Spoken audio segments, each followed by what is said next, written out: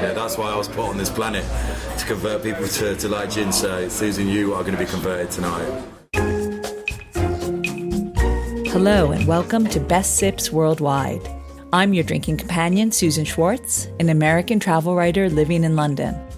Thanks to my mother's love of martinis, the first words I spoke were shaken, not stirred, and I've been obsessed by the history of cocktails ever since. Through the years, I've been lucky enough to sip some of the best made by the best. Hear that sound? It's time to cozy up to the bar and let me introduce you to the movers and shakers of the world's most famous watering holes. Imbibe Innovator of the Year 2017. Wow.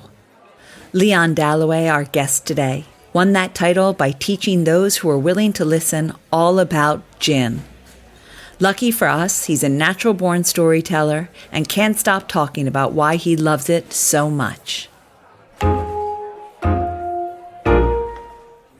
I fell in love with probably cocktails and spirits first as a whole. Before gin? Before gin, yeah. I was a bartender in quite a few fun bars in Manchester, and while I was working in those bars I was being creative with different spirits, fell in love with creating cocktails, and I've always loved the service industry and providing a unique, fun bit of service for someone just to have a better day, basically. And from that I got into learning about spirits, learning about telling stories about spirits, and then I started working for a gin company.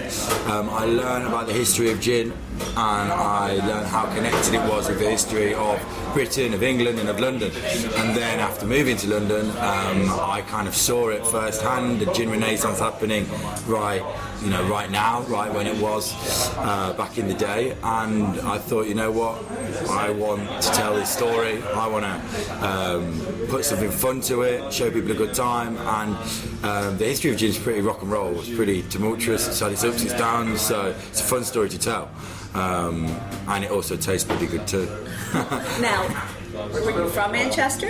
I'm from Leicester. You're from Leicester? Yeah, I'm from Leicester. So I'm from the Midlands, then I went up north. I went to pretend to study, but I never really studied. I was the proper king of the dropouts.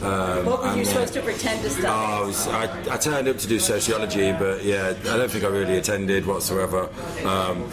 And I was just enjoying having fun in Manchester, bartending, kind of finding my way. How come you decided on bartending? It kind of found me. It was the first place to give me a job in Leicester in a little Cuban bar called Dos Hermanos, which is just down the road from where my mum still lives now. And we used to churn mojitos down there, and it was always, I thought I was pretty good at it. I was good at the service side, making people laugh, being quick, kind of. And it was a fun job, so I just continued doing it everywhere I went. I wasn't a career bartender from the moment I started, no chance.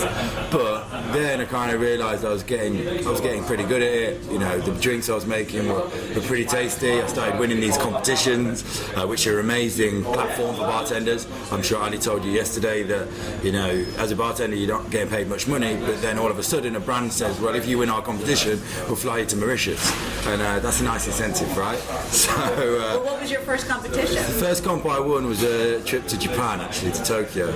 Yeah. And what drink did you make? So that was called a Smoker's Paradise, and it was a whiskey drink, and it was supposed to be a molecular drink, so it played on all the elements of smoke. So it was a smoked whiskey. I made a homemade smoked salted almond syrup, bit of grapefruit juice, bit of bitters, and then I smoked it with a smoking gun. This is when smoking guns were still cool. And you got to go to Japan? I got to go to Japan, yeah. They flew me to Japan. I had a week there. It was a pretty rad trip. It was pretty amazing. And when you won it, did you think, okay, I've got the knack for this. This is something that I could do for the rest of my life? Yeah, still I was thinking I'm getting better at this. I still didn't see kind of my future and what it was that I wanted to do, because I knew I couldn't bartend for the rest of my life. My back wasn't good enough for it, and my knees, so I was like, maybe don't want to do this, but I wanted to share my passion, and I always wanted my own thing. One of my best friends said I used to say it with all confidence, and he said, what the hell are you on about? That I was going to have my own business and it would all be good. But you I didn't know what it was going to be until I moved to London. Sorry, go on. No, I'm sorry to interrupt you. what made you come down south? Well, that was I was with the girlfriend at the time. It didn't work out, but I scored a job in a distillery, so it's quite funny. I was on the phone to her and sat next to a friend of mine, and she was like, "Oh, I got this place in London. I'm going to take it." She's like, "Are you going to be able to get a job?" I was like, "Well." Probably, I'm sure I'll be able to sort it somehow. Put the phone down, the guy sat next to me goes, "I'll give you a job." And I go, "All right, mate." Call her back, and then I'm like, "I've got a job." And that was me starting work in a gin distillery, just like that. So I started working at the City of London distillery for the London Bar Consultants, and while I was with them, I was looking at different things to do, cool events and whatnot, and then I stumbled across, I was doing gin events for a couple of years before that. Was that your first intro to the gin world? Other than as a bartender. So my first intro was being a brand ambassador in Manchester for Martin Miller's, and they gave me a lot of freedom for that role, and let me do a lot of cool stuff, which gave me the passion for events and putting on my own events and seeing that I could sell tickets, and there was a way, social media, the new way of being able to, tell the world about what you're doing for free was amazing. And being able to sell tickets off a pretty basic platform gave me the inspiration to then go do it myself. So Martin Miller's let me do lots of food pairing evenings and kind of gave me the confidence to host a room, not just a bar, not just an audience of a cocktail competition, to be able to host while talking about booze, while other things are going on. And that was really my platform to then come to London. Still wanted to do these events, did a few for Martin Miller's, and then the gin journey epiphany hit me, and it was like, this is what I'm going to do. Spoke to my friend who gave me a little bit of funding, who's also my accountant, who lives around the corner from me in Leicester. His parents still live around the corner from my parents. Said, what do you reckon? We were sat on Ludgate Circus, funnily enough, a little, one of the chain restaurants, Leon. I was sat in one of those, and I told him my idea. I said, this is what I want to do, and he said, is it going to work? And I was like, without a doubt, I have full confidence that this is going to work. And the next day I told the guys at the distillery that I was going to pursue the gin journey on independent terms, and it was all go from there. All right, and the gin journey. This is your passion, and what is it? Can you tell me? So the gin journey is basically a posh bar crawl. You're on the best bar crawl you'll ever go on. You start in a lovely cocktail bar, and throughout the evening you go through 5 of those, including a distillery, and you learn all about the history of gin, you learn about the production of gin, you try lots of different lovely gins, so 5 different gins in 5 different bars, so 1 gin in each bar, and then you have a cocktail to go alongside the gin while you're learning all about the gins that you're drinking as well. So it's basically like a spirit tasting / posh bar crawl / night out. And how do you get the history in? Because you said before that you love the history of it. So the history comes in a form of quiz. So my dad used to be a teacher, so did my mum, so did my stepmom, so I come from a family of teachers, so I always thought I'd make quite a good teacher. But my dad always said, whatever you do, don't be a teacher, because he just didn't like, he liked teaching, but he just didn't like the hierarchy, didn't like the hoops you had to jump through, and he said, don't do it. And I said, well, I thought I'd make a good one, so I was like, right, I'll just teach people about gin and charge them for it. So this is my kind of teaching people about a world that I enjoy, that I love, and we do the teaching bit about gin. We try to make it as fun as possible. I've been to so many beer, wine masterclasses where they can be quite drab, can be in quite a warm, stuffy room, it can be room temperature stuff coming your way that doesn't taste that good. So I try and strip that away, make it fun, make people enjoy the drinks they're trying, and bring a laugh to it. So we give out prizes during the gin history. Whoever gets my little questions about the history of gin right wins a little bottle of gin. And what is it about the history of gin that you love so much? It's connection with London and with Britain, and the turbulent times it's gone through with London and Britain, and it's rise from the ashes. So it having a torrid time and being pretty terrible and being pretty much the spirit of the devil that it was seen in the early 1700s to forming into one of the most beautiful spirits on the market now, and the basis of some of the greatest classic cocktails in the world, being the original spirit for the martini, being the spirit for the Negroni, being the spirit for the Martinez, being a spirit that got worldwide fame coming from London and making it into American cocktail books on being the spirit you should choose for these well-regarded absolute household classics of a cocktail. This year you were the Imbibe Innovator of the Year. Can you tell me how you got that? That was very fun. It's nice to be regarded in that manner. Imbibe UK is an online and paper magazine for the on-trade, and they had a Personality of the Year awards. So they got pub, Personality of the Year, restaurant, hotel, and then there's bar.